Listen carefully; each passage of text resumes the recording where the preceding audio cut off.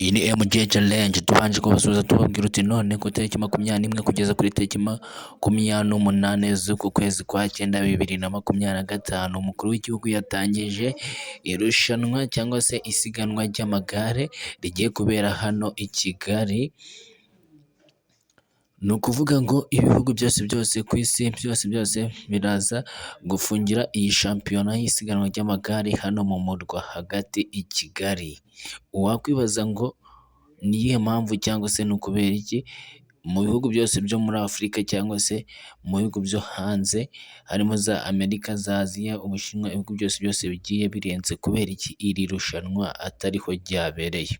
Iki kintu uraza kubanza ugitekerezeho kigucange. Ni ukuvuga ngo perezida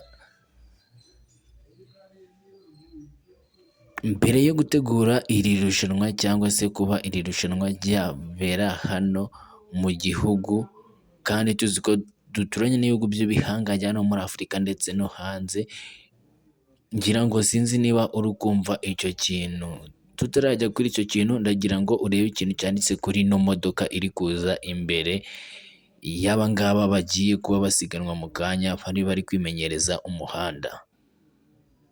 Ngira ngo usome ijambo riri hejuru. Ijambo riri hejuru ngira ngo sinzi niba waribonye, sinzi niba uri kubona icyo kintu.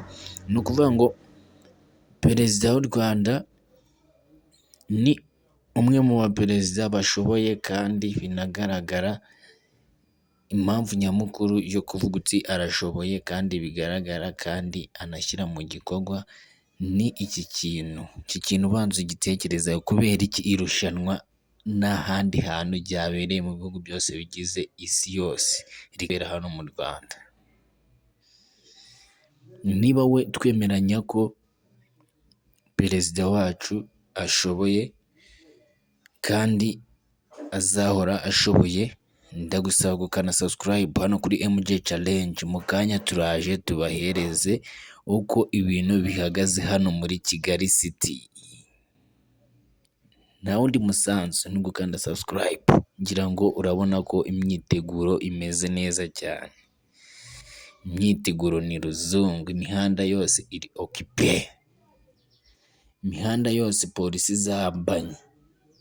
Ngira ngo abantu bagiye kurushanwa mu isiganwa ry'amagare ni abantu basanga magana, sorry nari mbabwiye ngo ibihumbi, ni abantu 900 baturutse mu bihugu bigiye bitandukanye. Iyi yari MJ Challenge.